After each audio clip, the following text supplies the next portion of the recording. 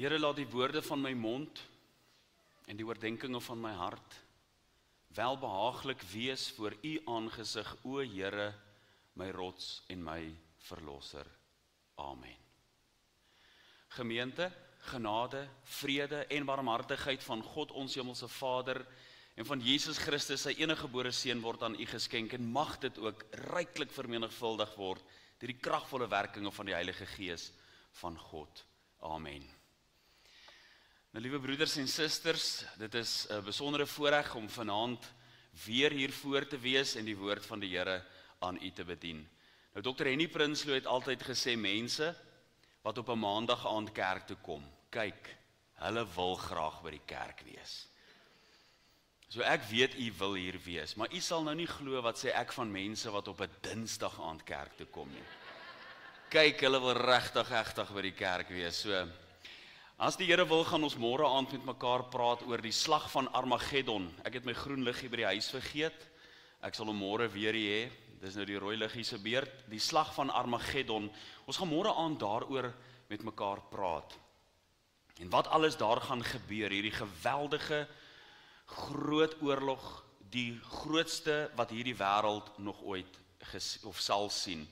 Ons het nou reeds gesê, ons leef in hierdie teenwoordige tyd. Dit is die sleutelvers van Openbaring, Openbaring 1 vers 19, wat sê, dat hy moet opskryf wat hy gesien het, dit wat is en dit wat sal gebeur. So, in Openbaring 2 en 3 vind jy die teenwoordige tyd, die kerk is op aarde. En hier is ons, hier sit ons vanaand, die kerk is nog op aarde, maar daar gaan 'n dag aanbreek wanneer die opstanding van die liggaam plaasvind en ons in wolke weggevoer sal word die Here tegemoet in die lig. Dit is wat ons gisteraand in 1 Tessalonisense 4 vers 17 gelees het. Ons gaan vanaand praat oor wat gaan gebeur as ons nou daar in die hemel kom.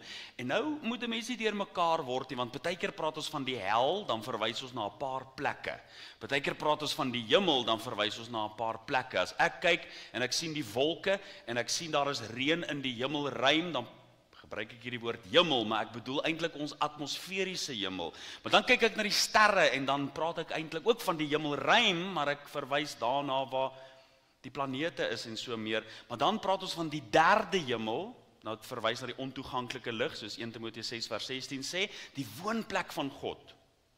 Maar dan praat ons ook van die hemel as die paradys, baie keer sê ons die voorportaal van die hemel, terwyl dit ook die hemel is, maar dit is net 'n beskrywende term om na 'n paar plekke te verwys. Dan is daar nou natuurlik nog die uiteindelike hemel, en dit is eintlik die nuwe aarde, wat die toekomstige hemel sal wees met 'n stad wat uit die hemel op die nuwe aarde gaan verskyn, wat ons baie keer sê, dis die hemel.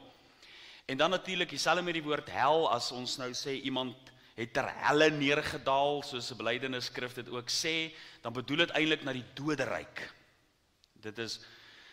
Dis die uiteindelike hel wat nog wag, wat nog niemand in is nie, die poel van vuur, die tweede dood, soos Openbaring 20 vers 5 ook sê, en die ander dode het nie herleef totdat die 1000 jaar volëindig is nie. Dit is hulle wat deel gaan hê aan die tweede dood. Jy gaan dit ook lees, die term daar in Openbaring 21 vers 8, wat verwys na die uiteindelike dood, die poel van vuur. Maar as ons nou hier in die teenwoordige tyd is en ons gaan weggeneem word, dan is hierdie boekie wat ons nou al reeds gesê het, wat met 7 seels verseël is, die boek van die waarheid wat ons reeds in Daniël vind, wat na verwys word en wat oopgemaak word soos die toekoms uitspeel, die tydperk van groot verdrukking. Dit is in hierdie tydperk, 7 jaar voor Jesus se wederkoms, wat daar groot verdrukking op aarde gaan wees. Nou is daar sommige mense wat sê, nee, wag 'n bietjie. Matteus 24 is eintlik in die geskiedenis. En onthou, ons het gister vir mekaar gesê, ons almal lees dieselfde Bybel, maar dit hang af wat 'n bril jy aan het. Wat maak dat jy die Bybel verskillend interpreteer. So is daar mense wat sê, daar's mos hierdie gelykenis waar die Here Jesus vertel van die persoon wat opgedaag het by die bruilofsmaal, maar nie 'n bruilofskleed aangehad nie. Julle ken daai gelykenis. So sê die dame, ja, dit is omdat daai persoon nie groot gedoop was nie.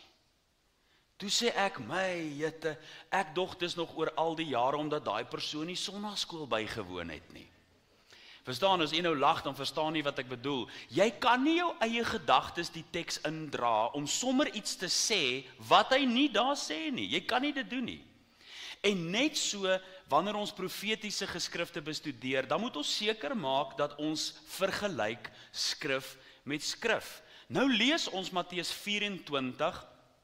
Wat gebeur daar? Wel, die Here Jesus in Matteus 24 wys vir die disippels die tempel. En hulle spog eintlik met die tempel. En wat sê die Here Jesus? Hy sê nie een klip sal op die ander gelaat word nie. Waarna verwys hy daar?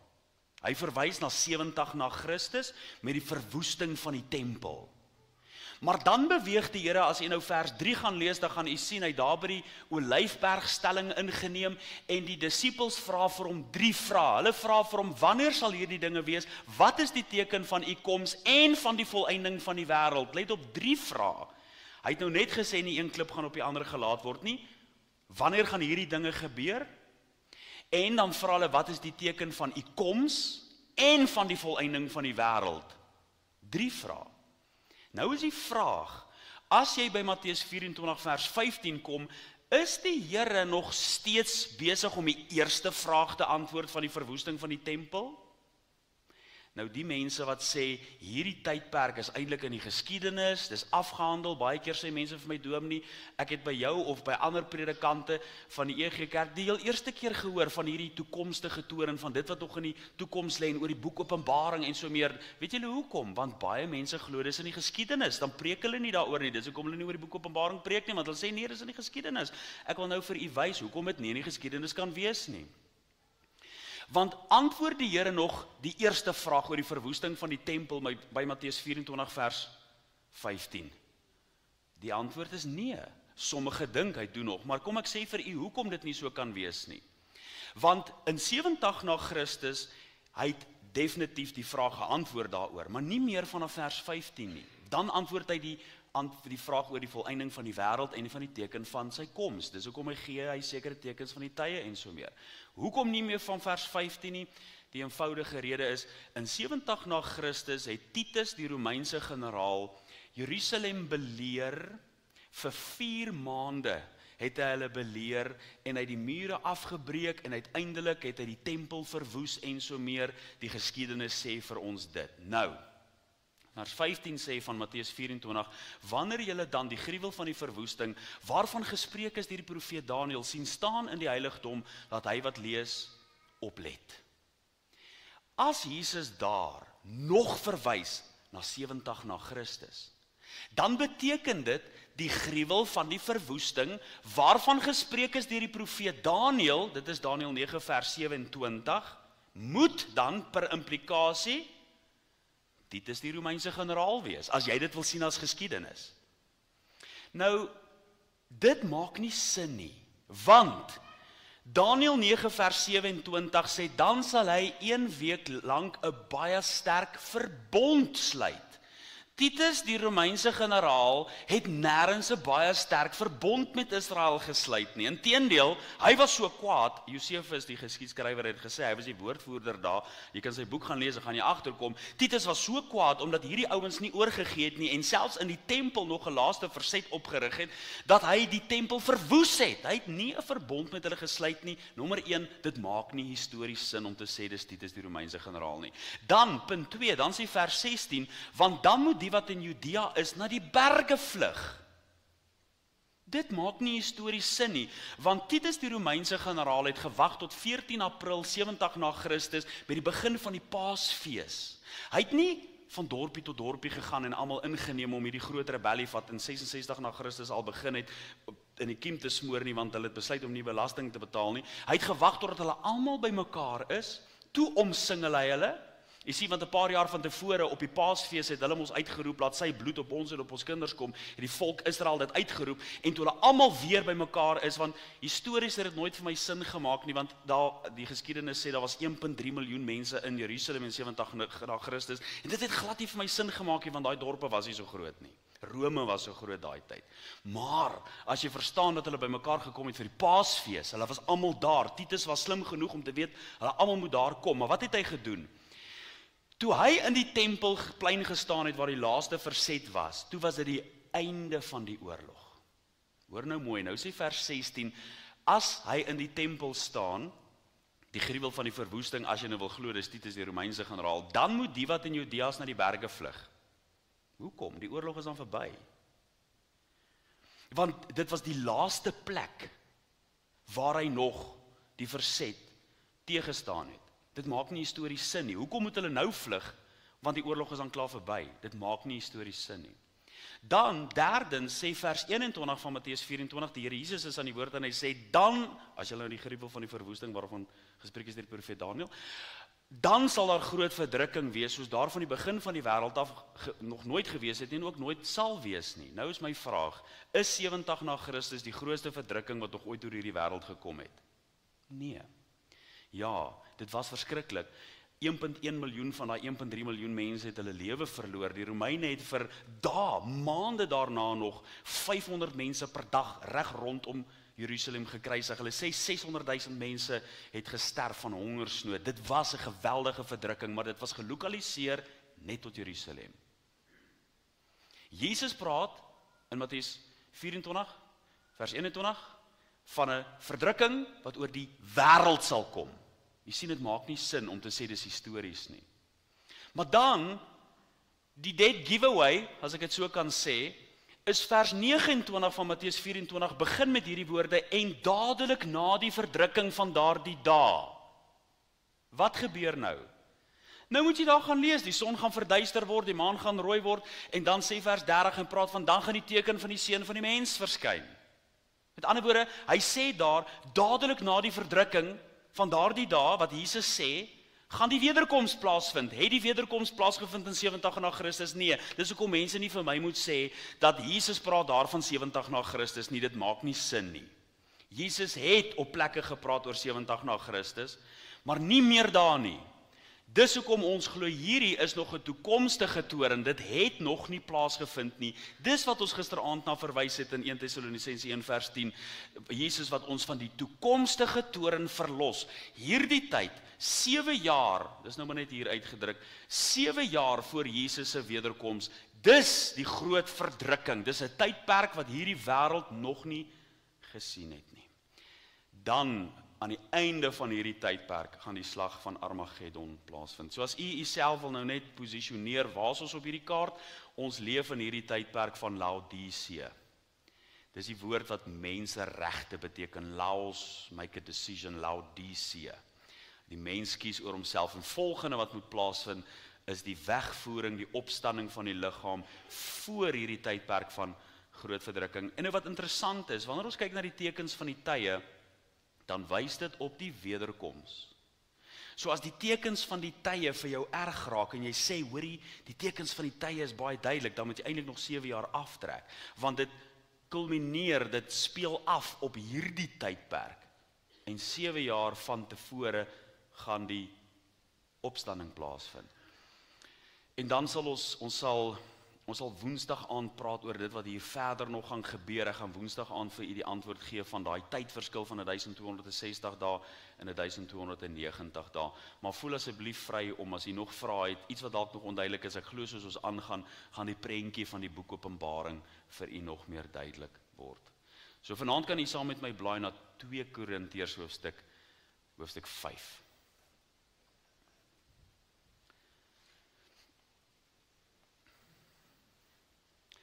Ek is bly om almal vanaand by die kerk te sien en ek het my vriend Paul Olwagen saamgebring. Hy was daar in Wonderboom gemeente. Ek het hom gesê hy moet saam met my kom, want ek het nou al 'n paar keer by Impala gaan vleis eet. Dan sê ek vir hom, weet jy, ek kan nooit by Impala kom as daar nie iemand is wat my ken nie. En elke keer as ek saam met hom daar is, dan is daar niemand wat my ken nie. So hy sê toe vanaand, hy is dan bly om te sien as 'n paar mense in Brits wat my wel ken. Ek het dan vir oom Ad een keer daar raak geloop. 2 Korintiërs hoofstuk 5. Ja, die tyd het verander. Toe ek die eerste keer by Impala vleis geëet het, was dit R35 vir 'n T-bone steak op 'n Vrydag. nog so 'n ou klein plekkie. Ons het onder die riete gesit, so 'n dakkie wat hulle daar gemaak het. Heeltemal anders vandag. 2 Korintiërs hoofstuk 5. Want ons weet dat as ons aardse tentwoning afgebreek word, ons 'n gebou het van God, 'n huis nie met hande gemaak nie, ewig in die hemele. Want om hierdie rede sug ons ook en verlang om met ons woning uit die hemel oorkleed te word. As ons ten minste gekleed en nie naak bevind sal word nie, want ons wat nog in die tent is, sug en voel beswaard, omdat ons liewer nie ontklee nie, maar oorklee wil word, sodat die sterflike deur die lewe verslind kan word. Maar hy wat ons juis hiervoor toeberei het, is God, wat ons ook die Gees as onderpand gegee het. Daarom het ons altyd goeie moed en weet dat as ons in die liggaam inwoon, ons van die Here uitwoon. Want ons wandel deur geloof en nie deur aanskouing nie, maar ons het goeie moed en verkies om liewer uit die liggaam uit te woon en by die Here in te woon. Daarom lê ons ook ywerig daarop toe of ons inwoon of uitwoon om hom welbehaaglik te wees. Want ons moet almal voor die regterstoel van Christus verskyn, sodat elkeen kan ontvang wat hy deur die liggaam verrig het, volgens wat hy gedoen het, of dit goed is of kwaad. Ons lees net tot daar uit die wonderlike woord van die Here. Kom ons word net vir 'n oomblik weer stil, dan bid ek net 'n kort oomblik vir ons saam. Hemelse Vader, sal U ons vanaand kom seën met U lieflike hand van genade wat op ons rus. Dit is die wonderlikste geskenk wat 'n mens kan ontvang, genade op genade, as U onverdiende guns op ons uitstort. En hier sit mense wat dalk 'n lang dag gehad het, maar nog steeds hier is vanaand, wat uitdagings gehad het, wat dalk vandag moedeloos was op 'n stadium, maar hulle is nou hier om U stem te hoor. En Here, die woorde van die prediker is niks as U nie deur U Gees in elke een se hart werk nie.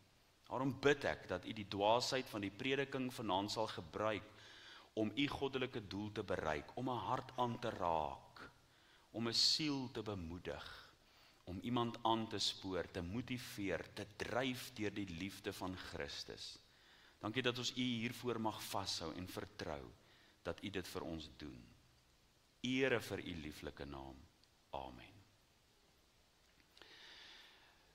As ons dan nou in 'n oomblik en in 'n oogwink weggeneem gaan word om die teenwoordigheid van God te beleef, daarin te gaan waar vlees en bloed nie kan ingaan nie, reeds met 'n verheerlikte liggaam, wanneer ons die Here Jesus sal sien soos hy is. Wanneer ons dan daar die derde hemel in sal beweeg, soos 2 Korintiërs 12 vers 4 vir ons sê, die ontoeganklike lig.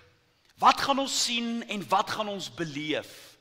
Verseker gaan ons die woorde van Halleluja lied 103 herhaal, wat sê die helfte is my nie aangesê nie. Paulus, wat 'n man was wat goeie woorde gehad het, weltertale, hy het nie woorde gehad om te beskryf as hy gesien het wat weggelê is vir die kinders van die Here. Onuitspreeklike dinge het hy gesê. 'n Man wat baie tale kon praat, het nie woorde gehad om dit te beskryf nie. Ja, dit wat in die hart van die mens nie opgekom het nie. Daardie oomblik as ons weggeneem is om voor die Here te verskyn. Daar sien Johannes iets in Johannes hoofstuk 4, 'n belewenis van die hemelruim wanneer hy opgeneem is in 'n oomblik met die stem wat hom opgeroep het, kom op hierheen. En die oomblik toe hy opgeneem is, toe beleef hy iets. Sy aandag is gegryp om na die middel van die hemelruim sy aandag te vestig. En in die middel van die hemelruim is daar 'n troon, maar dis nie die troon wat sy aandag trek nie, dit is hom wat op die troon sit. Want wanneer hy na die troon kyk, dan word hy oorval deur 'n kristalhelder jaspis glans. Dit praat van hierdie geweldige lig wat skyn. Daarom dat die Bybel sê in Openbaring hoofstuk 1 dat die Here se aangesig is soos die son wat skyn in sy krag. Ons weet, ons moet nie direk in die son inkyk nie. Jy gaan jou oë beskadig. En nou skyn die aangesig van hom wat op die troon sit soos die son in sy krag. Hy sien dit, geen wonder dat die serafs wat rondom sy troon verskyn, hulle aangesigte bedek vir hom wat op die troon sit. Heilige wesens, wat in die heilige teenwoordigheid van God verkeer, hulle bedek hulle aangesig vir hom, sy aangesig skyn soos die kristalhelder jaspissteen. Maar wanneer hy stip kyk na hom wat op die troon sit, dan sien hy ook sardius, diep, donker, rooi. En om dit te verstaan, moet jy na die volgende hoofstuk gaan in Openbaring hoofstuk 5, want wat daar gebeur het, is 'n groot sterk engel het gekom en die vraag gevra, wie is waardig om die boek te neem en sy seels oop te maak, en niemand is gevind nie. En Johannes het daaroor bitterlik geween. Maar hy is getroos, want daar is 'n antwoord dat hy wat op die troon sit, hy is waardig om die boek te neem en sy seels oop te maak, en daar kom die beskrywing dat dit die leeu uit die stam van Juda is, die wortel van Dawid. Hy is waardig om die boek te neem en sy seels oop te maak, die leeu uit die stam van Juda. En toe Johannes hom sien, toe sien hy hom soos 'n lam, asof geslag. Ek het hier op Brits al 'n lammetjie of 2 geslag. Dis nie 'n mooi prentjie nie. Hy sien hierdie diep donker rooi. Hy sien hom wat op die troon sit soos 'n lam asof geslag. Liewe broeders en susters, daar in die hemelruim word Johannes se aandag aangegryp en hy beleef dat hy wat op die troon sit is die verlosser van hierdie wêreld. Die wonde sigbaar in die hemel. Daar is baie dinge in die hemel wat deur God gemaak is, maar daar is ook 'n mensgemaakte iets in die hemel. En dit is die wonde van die Here Jesus as 'n bewys van die verlossing wat hy vir ons bewerk het. Daar is hy en Johannes sien hom. Dit is hy wat met sy bloed betaal het. Dit is hy wat nou op die troon sit. Hy is in beheer. Maar dan wanneer hy so rondom die troon sien, dan sien hy ook 'n reënboog van smarag rondom die troon, van skakeringe van groen. En dit vat ons vir 'n oomblik terug na Genesis se verhaal met die reënboog in die lug wat 'n bewys is God het sy woord gegee en sy oordeel is regverdig oor die bewoners van die aarde. En nou wanneer Johannes hierdie reënboog sien, dan bevestig dit dat hy wat op die troon sit is regverdig en sy oordeele is in geregtigheid. Hierdie troon het geen bedrog nie. Hierdie troon en hy wat op die troon sit, vat nie geld onder deur die tafel nie. Hy is nie 'n corrupt judge nie. Hy is 'n ewige regverdige regter en die bewys is daar, sy verbond is vas, sy woord is waar. Maar dan wanneer hy verder kyk, dan sien hy ook 4 lewende wesens en hierdie 4 lewende wesens kan nie anders as om in die teenwoordigheid van God uit te roep, heilig, heilig, heilig is die Here van die leerskare. Van Jesaja hoofstuk 6 waar ons sien dat die tempel gebewe het, die drempelposte van die geluid van die roepers, wanneer hulle die heiligheid van God besing.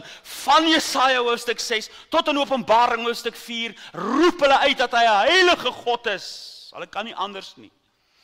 As jy gaan kyk na die beskrywing van hierdie 4 lewende wesens, dan is hulle van binne en van buite vol oë. Dis hierdie simboliek om vir ons te kommunikeer dat hulle volmaakte insig het, van binne en van buite vol oë, hulle die verligte oë van die verstand, met volmaakte kennis, rondom God se troon. Wat doen hulle? Wat sal 'n mens doen as hy volmaakte kennis het?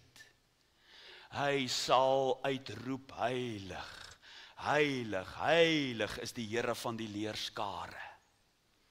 U sien, dit is wanneer die mens nie 'n begrip het van God nie, dat hulle in onheiligheid deel. Maar hy wat volle kennis en insig het, kan nie anders as om uit te roep, heilig is die Here van die leerskare. En let op, daar word gepraat van die makdiere. Die bil is daar, die diere van die lug, die arend is daar, die wilde diere, die leeu is daar, die aangesig soos die van 'n mens is daar. Dis hoekom Psalm 150 sê, laat alles wat asem het, of dit die diere van die lug is, of die makdiere, of die wilde diere, of die mens, die kroon van God se skepping, alles wat asem het, laat hulle die Here loof. En hoe doen hulle dit? Hulle roep sy heiligheid en besing sy lof. Hy's 'n heilige God.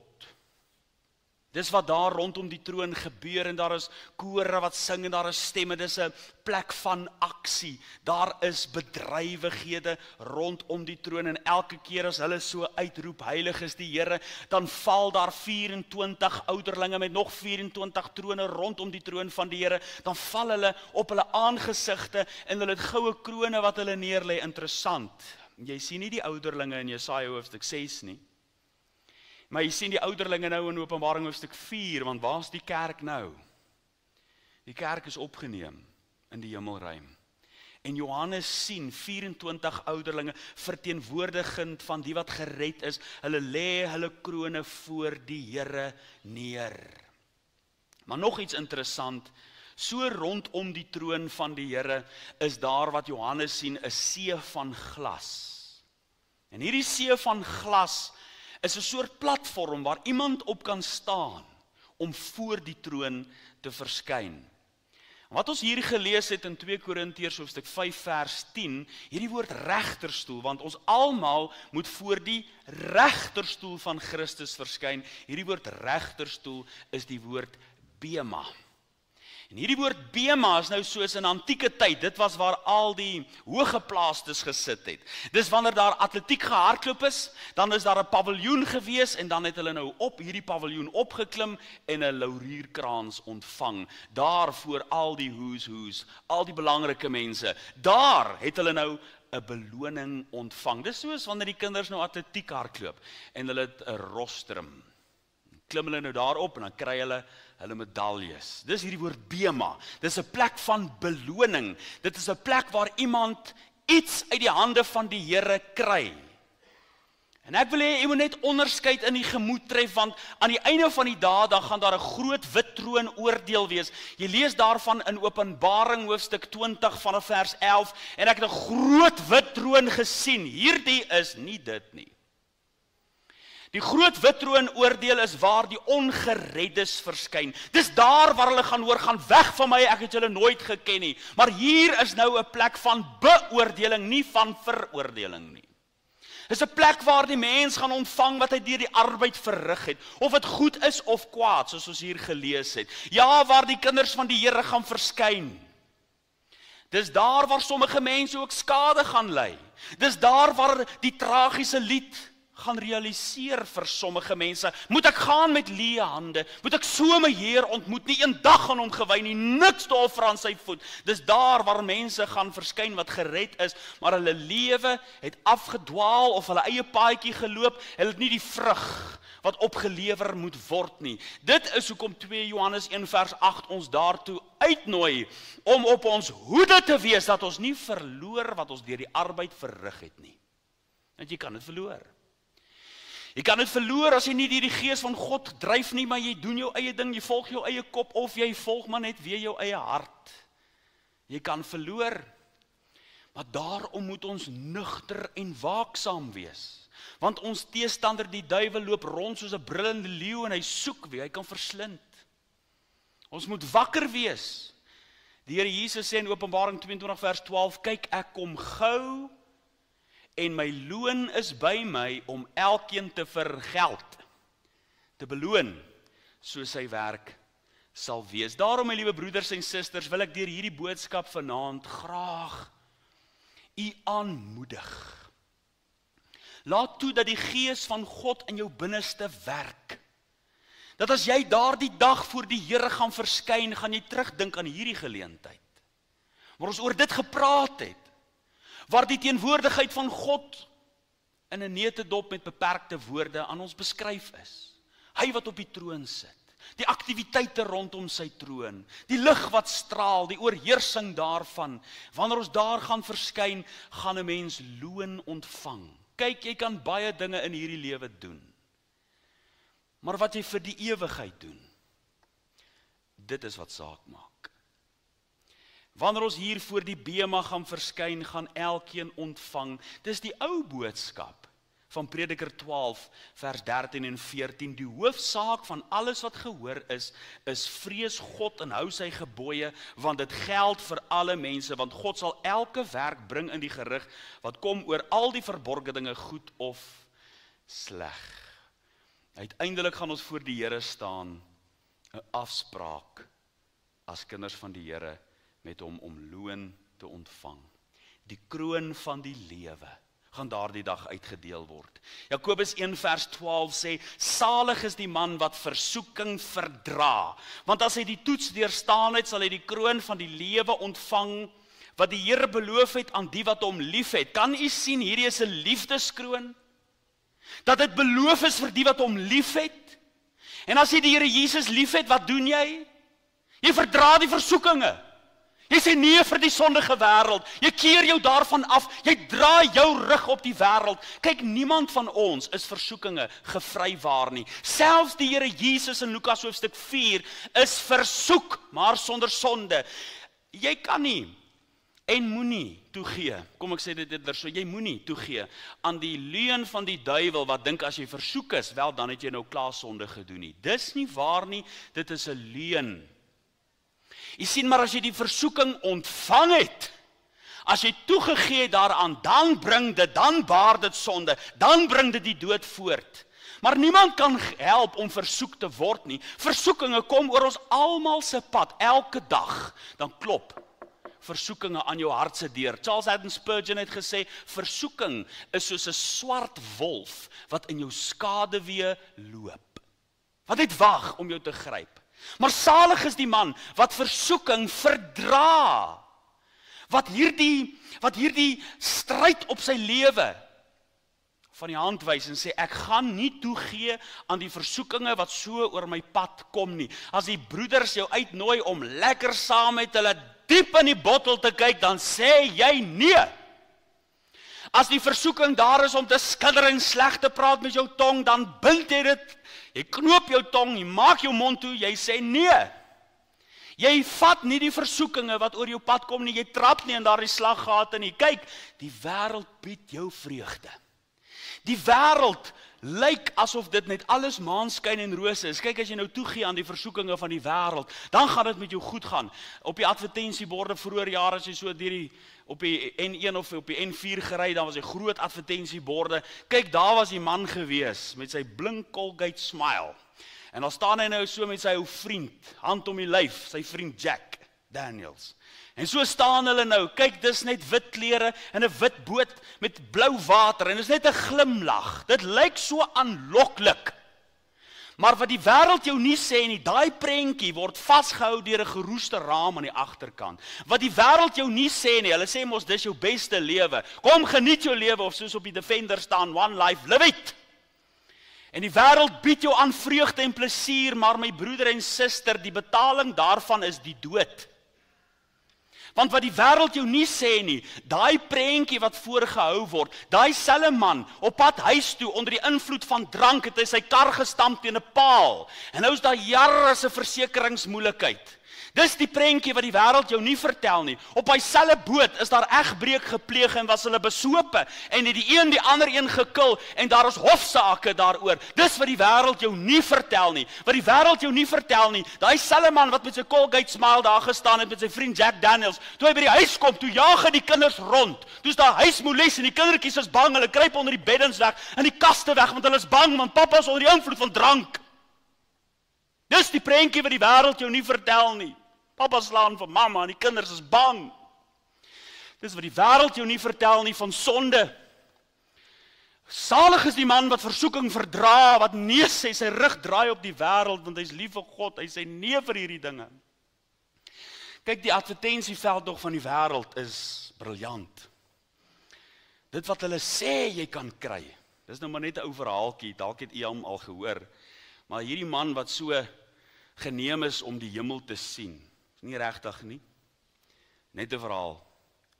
En toe hy so die hemel sien en hy sien die strate van goud en die boom van die lewe en die rivier wat van die troon af deur die stad vloei. Daar ver weg in die buitenste duisternis is daar nog 'n plek. En hy vra toe nou vir die een wat hom vervoer, sê nou maar 'n engel, wat is daai plek daar ver weg buitekant? Hy sê toe vir hom, dis die hel, daar ver in die buitenste duisternis. Hy sê regtig, hy sê kan ons gaan kyk? Hy sê ons kan gaan kyk as jy wil, maar ons gaan nie te naby kom nie. En uiteindelik gaan hulle en toe hulle nou so bietjie nader kom, toe begin hierdie man die lekkerste gevoel kry. Hy hoor die mooiste klanke wat daar uit na vore kom. Hy sê vir hom, is dit die hel? Hy sê ja, dit is die hel. Hy sê, maar wat hoor ek? Dit klink so mooi, dit ruik so lekker, dit voel so heerlik. Hy kry skoon hoendervleis.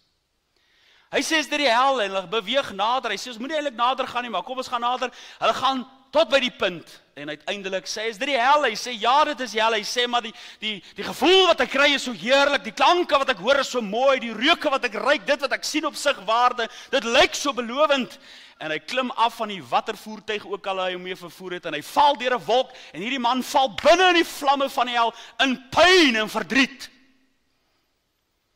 En terwyl hy so op sy tande knars, in vlamme en pyn, roep hy uit, waar is ek nou, waar is ek nou? En die een die langs hom sê vir hom, jy is in die hel. En hy sê, maar dit het so goed gelyk, dit het so goed geruik, dit het so goed gevoel. En die een die langs hom sê vir hom, het hulle jou ook gevang. Want dit wat jy gesien het, en dit wat jy gevoel het, en dit wat jy ervaar het, was maar net die advertensieveldtog van die hel. My liewe vriende, die advertensieveldtog van die hel is out of this world. Maar die betaling daarvan is die dood. Salig is die man wat versoeking verdra. Jy sien, weet jy wat is die probleem met jou vlees? Jou vlees is in vennootskap met die duiwel. Jou vlees sal jou om elke hoek en draai verraai. As hy die kans kry, dan sal hy jou in die rug steek. Jy wil doen wat reg is, maar jy kry dit nie reg nie, want jou vlees is dalk nog te sterk. Daarom moet jy nie deur die vlees wandel nie, maar deur die gees, dat jy nie die begeerlikhede, deur die gees wandel, dat jy nie die begeerlikhede van die vlees sal volbring nie, want jou vlees is in vennootskap met die duiwel, hy sal altyd die raad van die wêreld wil volg, maar daarom moet jy deur die gees wandel. Salig is die man wat versoeking verdra, dit is wanneer jy gemeenskap met die lyde van Christus het, wanneer jy sê, ek leef nie meer nie. Jy verloon jouself, jy neem jou kruis op en jy volg die Here Jesus. Salig is die man, want as hy die versoeking, die toets deurstaan het, sal hy die kroon van die lewe ontvang. Daar is loon, my broeder en suster, by Jesus vir wanneer jy nee sê vir die wêreld.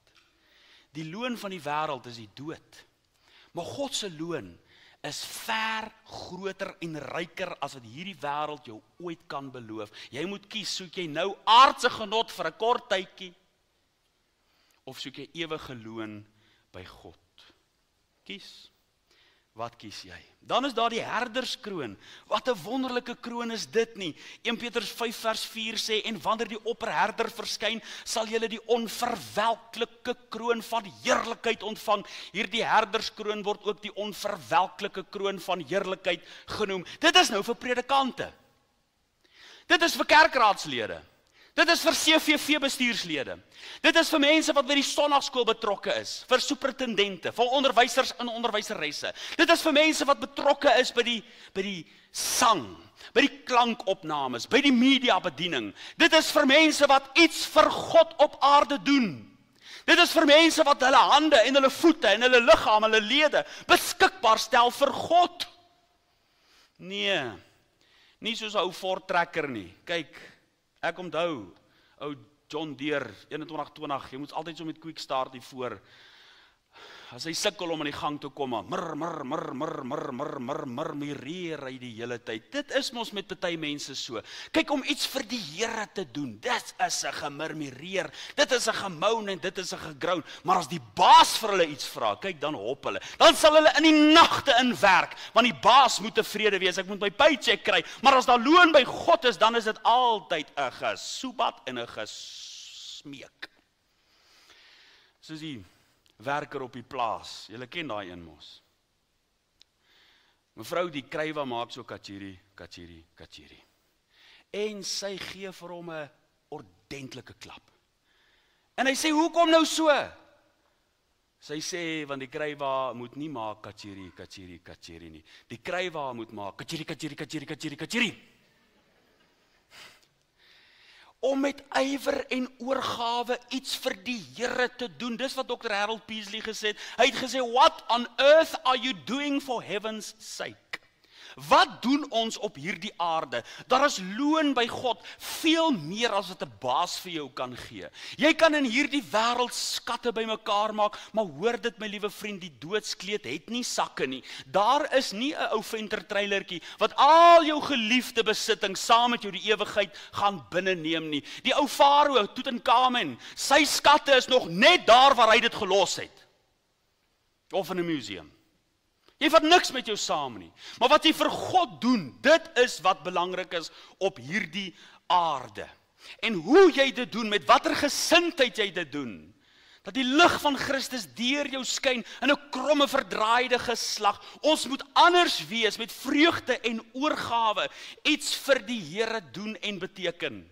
Soos hierdie dogtertjie wat saam met haar ouers Europa besoek het en hulle het die groot kathedrale gesien en die dogtertjie vra vir die mamma, wie is die mense op hierdie vensters? En sy sê dit is die heiliges.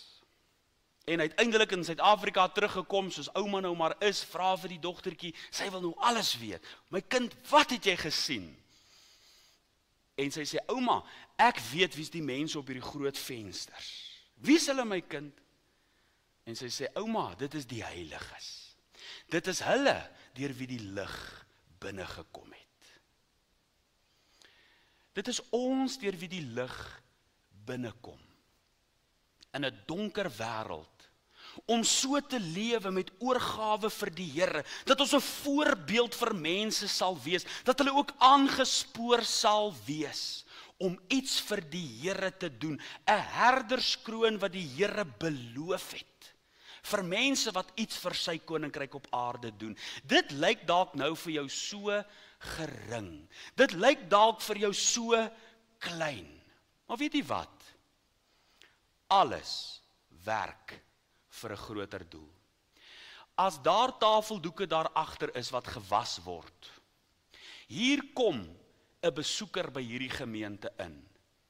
En die woord kom na hulle toe, maar dit is soos water van 'n een se rug af.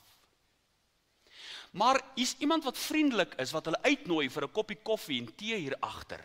Môre oor môre kom hulle terug, hulle kom weer, hulle sê wel, die mense daar by daai kerk was so vriendelik, kom ons gaan weer soontoe.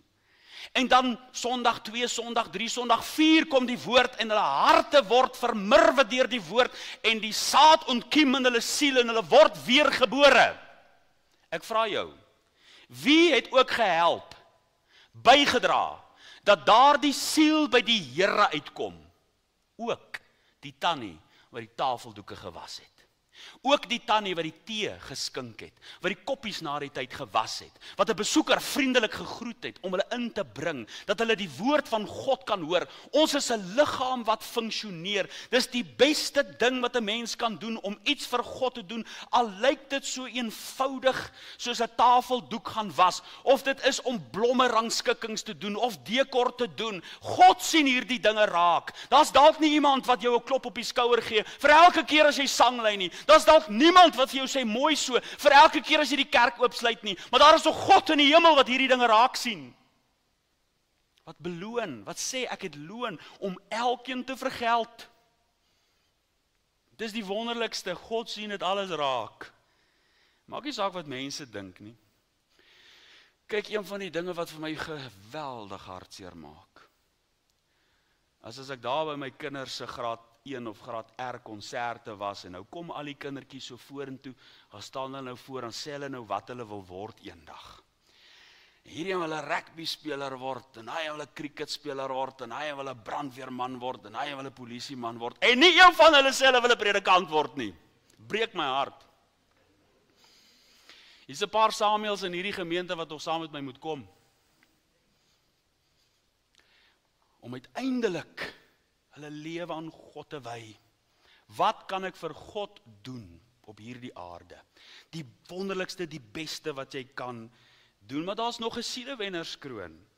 1 Tessalonisense 2 vers 19, want wie anders as julle is ons hoop of blydskap of kroon van roem in die teenwoordigheid van ons Here Jesus Christus by sy wederkoms, 'n sielewennerskroon. Ons praat hier van 'n kroon van roem. Wanneer ons daardie oomblik opgeneem word om voor die Here te verskyn by sy wederkoms. Dis by hierdie dag wanneer die saaier en die maaier gaan bly wees. Wanneer ons gaan verheug oor elke siel wat by Jesus uitgekom het. En ons is deel van 'n liggaam. Sommige buig hulle knieë en bid dat die Here siele sal red. Oom, tannie, niemand gaan vir jou kleinkinders bid as jy nie vir hulle bid nie. Bid dat siele gered word. Traktaatjies gee, stap vir stap boekies. Boodskappe aanstuur, evangelie versprei, teksverse rondstuur, om op 'n enige manier 'n ou lyntjie in die water te hê dat iemand gered kan word. 'n Sielewennerskroon wat daar is vir diegene wat die groot opdrag van die Here Jesus gehoorsaam is. Is dit nie hierdie gemeente se lese wat jy sê, sy laaste opdrag ons op hoogste prioriteit? Markus 16 vers 15 wat sê, gaan die hele wêreld in en verkondig die evangelie aan die ganse mensdom, 'n sielewennerskroon vir diegene wat alles in die stryd gewerp het, dat kosbare siele gered word. Jou buurman moet gered word, jou kollega wat saam met jou werk moet gered word, jou arbeiders wat in die huis verkeer of in die tuin werk, hulle moet gered word. Anderster sal hulle vir 'n ewigheid verlore wees, sonder God en sonder hoop. Maar daar is 'n sielewennerskroon vir die wat doen wat Spreuke 24 vers 11 sê, red die wat na die dood gesleep word en die wat na die slagbank wankel, hou hulle tog terug. Werp alles in die stryd. En weet jy wat, dis nie so moeilik om iemand na Jesus toe te lei nie. Mense sê partykeer, maar dominee, ek weet nie hoe nie. Vertel hulle net hoe jy by Jesus uitgekom het.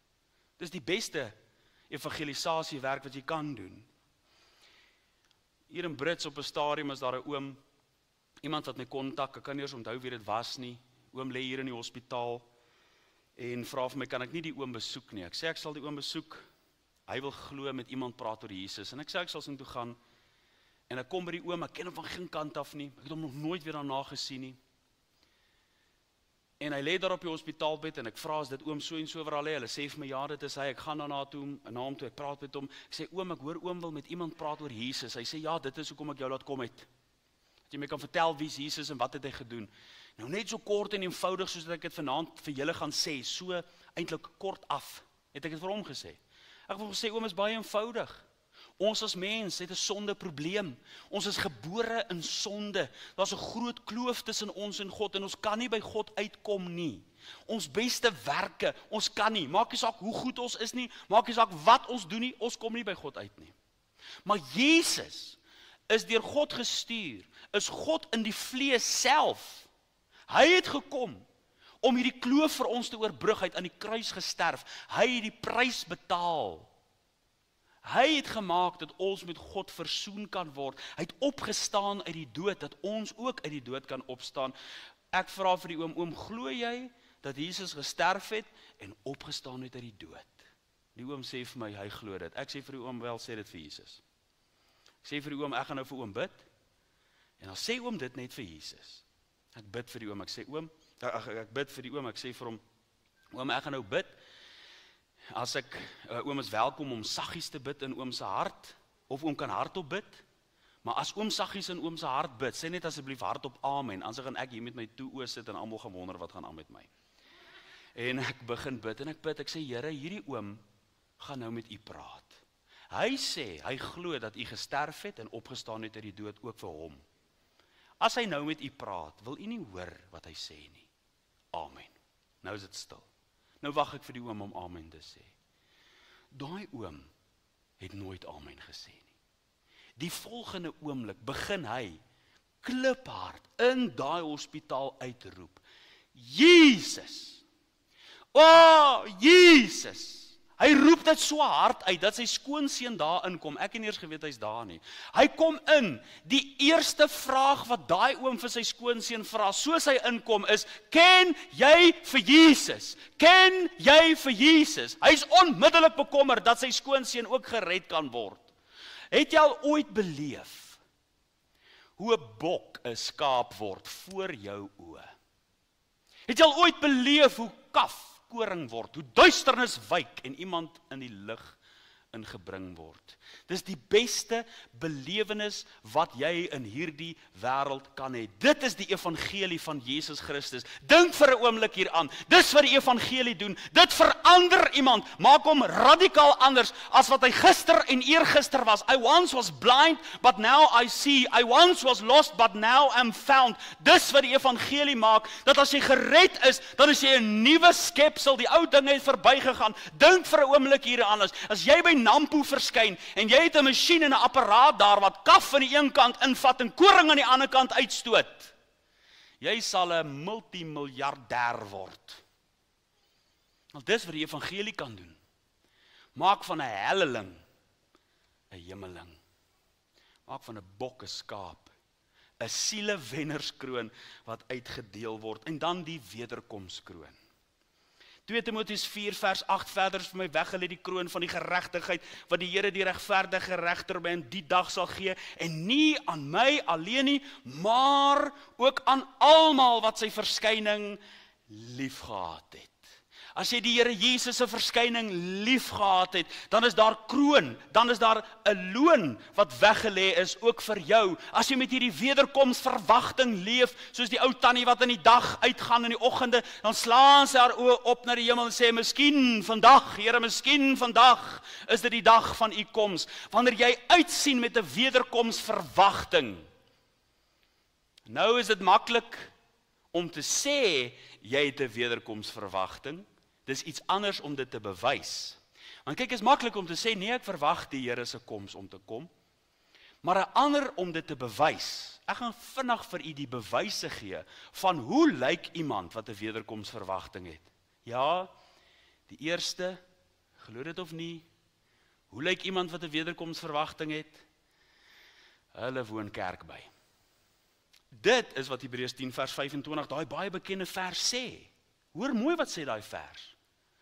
Hy sê, en laat ons onderlinge byeenkomste nie versuim, so sommige die gewoonte het nie, maar laat ons mekaar en dit des te meer na mate julle die dag sien naderkom. Watter dag is dit? Dis die dag van sy wederkoms. Na mate jy die dag van die Here sien naderkom, na mate jy sien die wederkoms is op hande, na mate wil jy by die onderlinge byeenkomste wees. Na mate jy sien die Here kan enige oomblik kom, wil ek wees daar waar die ander kinders van die Here is.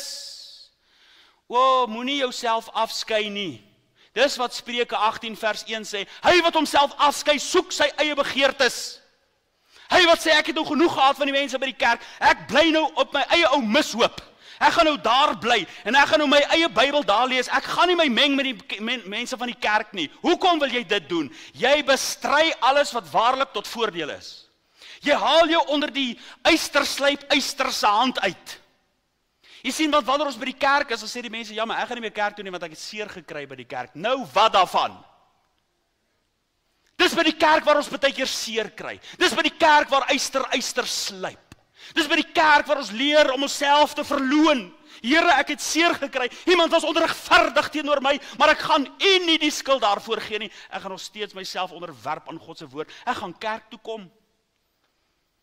Jy sien, wanneer jy jouself afskei, jou eie begeertes soek, dan haal jy jouself daaruit. Maar wanneer jy in die teenwoordigheid van God is en toelaat dat God steeds met jou werk, jy doen jouself onreg aan om nie kerk toe te gaan nie.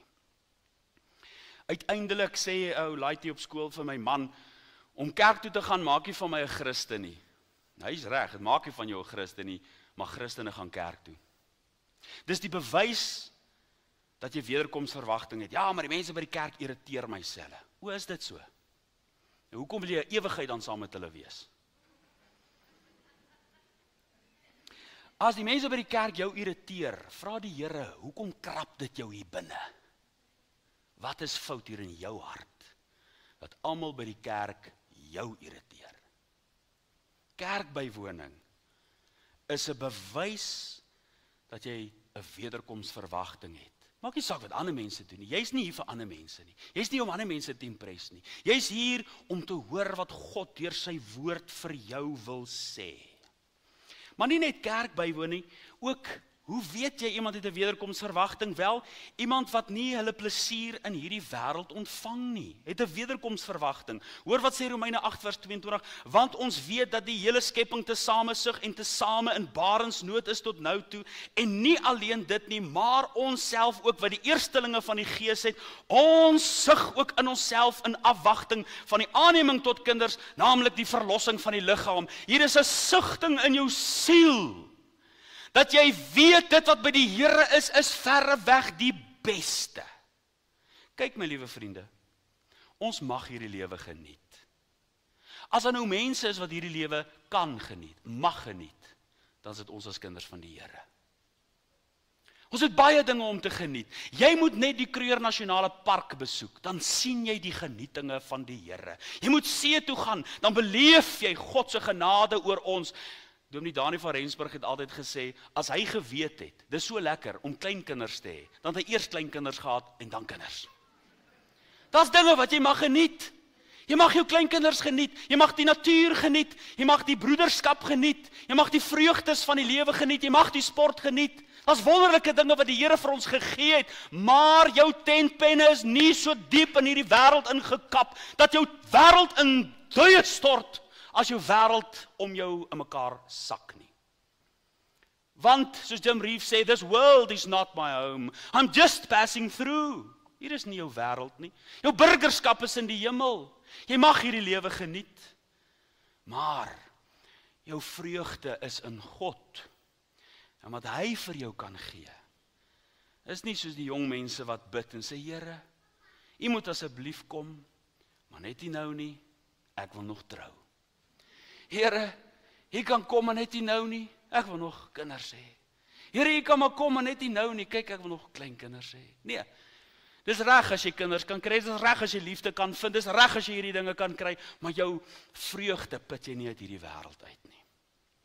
So lyk iemand wat uiteindelik 'n wederkomsverwagting het. Hoe lyk hulle? Dis iemand wat dankbaar en blymoedig is.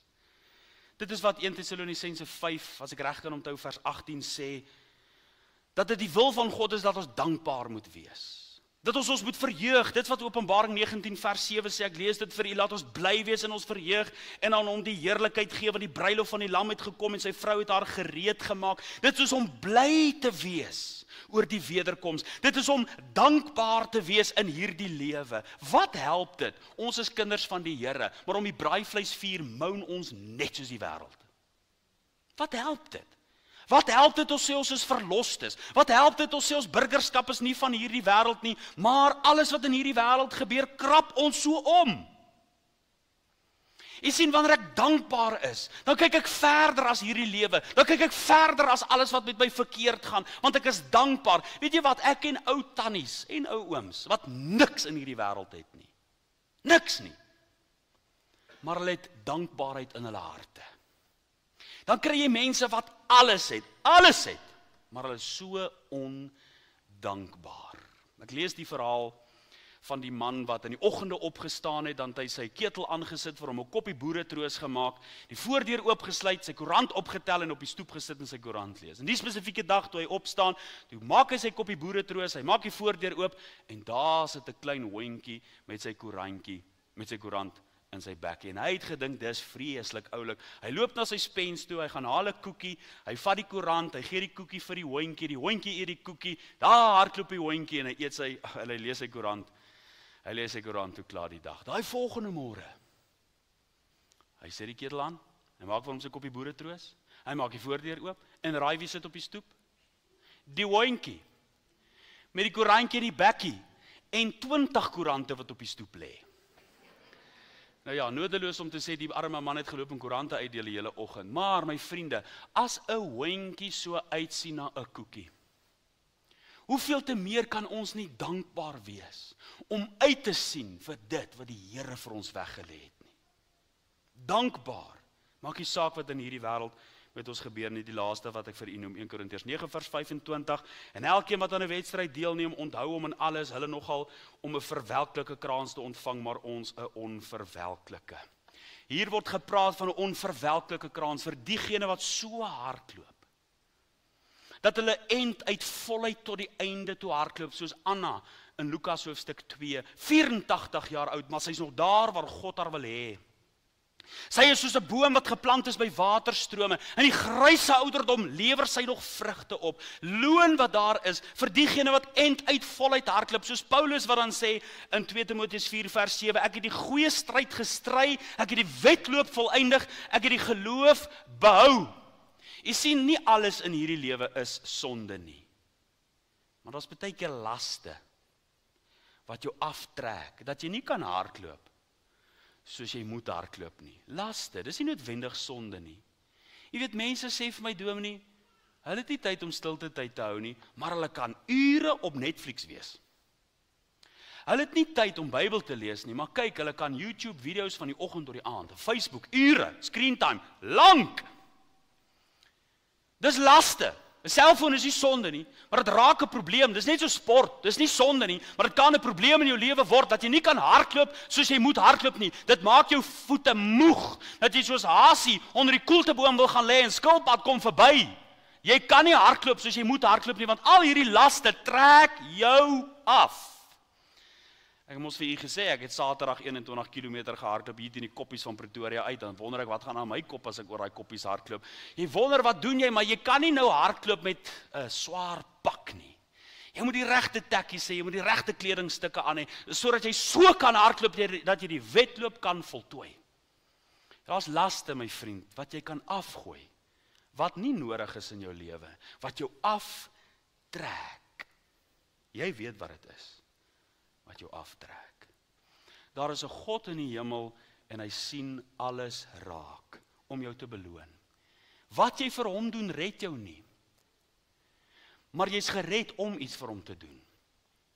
En dit is waarvan ons hier praat. Om daardie oomblik wanneer ons voor die Here gaan verskyn, 'n volle loon te ontvang. Dat ons nie skade sal ly nie. My liewe vriend, dis vir my lekker om te sien van sommige van u wat ek ken, wat jare al die pad met die Here stap. Wil jy nie aanhou nie? Wil jy nie sê ek sal aanhou en uithou? Ek onthou op 'n stadium, ons het nog hier 'n kerkraadsvergadering gehad, toe sê die een, daai tyd het die kerkorde nog gesê, jy kan rustende gaan. Toe sê die een kerkraadslid, nee, hulle gaan nou rustende. Toe sê die ander een van, man, jy kan in die hemel gaan rus, nou moet ons werk. Daar's werk om te doen. Of jy by die sonnaarskool betrokke is, of jy by die evangelisasie werk, of by die CVV, hoe gering jou werkie ook al mag lyk. Of dit by die klank is, of by die voorsang is, of dit blomme is, of dit by rangskikkings, of dit dekor is, maak nie saak wat dit is nie. God sien dit raak. Nie almal van ons is Livingston wat hier op moet gaan in Afrika nie, maar ons kan ons deel doen. Siele vir die Here wen, end uit voluit hardloop. Die versoekinge wat oor ons pad kom, van die hand wys, omdat ons die Here lief het om so te hardloop, end uit voluit. Die laste af te gooi, om 'n volle loon by die Here te kry. Wil jy nie vanaand jou lewe herevalueer? Waarmee is jy besig? Is jy besig met ewigheidsdinge, of is jy besig met tydelike dinge, waar mot en roes verniel en diewe inbreek en steel? Ons weet wat dit in Suid-Afrika beteken. Alles wat jy bymekaar maak in 'n oomblik, weg. Maar wat ons vir die Here doen, bly vir ewig. Wil jy nie herevalueer en vir die Here vra, Here, ek wil my prioriteite regkry. Ewige loon vir die bema bymekaar maak. Amen. Kom ons bid saam. Hemelse Vader, baie dankie vir u woord. En ek weet u woord is soos 'n skerp, tweesnydende swaard en dit maak baie keer seer. Maar Here, dankie vir elke een wat na hierdie woord luister en sê, Here, ek het gehoor wat U vanaand vir my sê. U roep, wie sal ek stuur en wie sal vir ons gaan? U roep vir die sonnaarskool, vir die sending, vir die jeug, vir voltydse bediening, U roep. Wie hoor vanaand wat sê, ek herevalueer en my al is op die altaar. Ek gee my oor vir dit wat U wil hê ek moet doen. Miskien klein, miskien groot. Here, sal U in iemand se hart werk.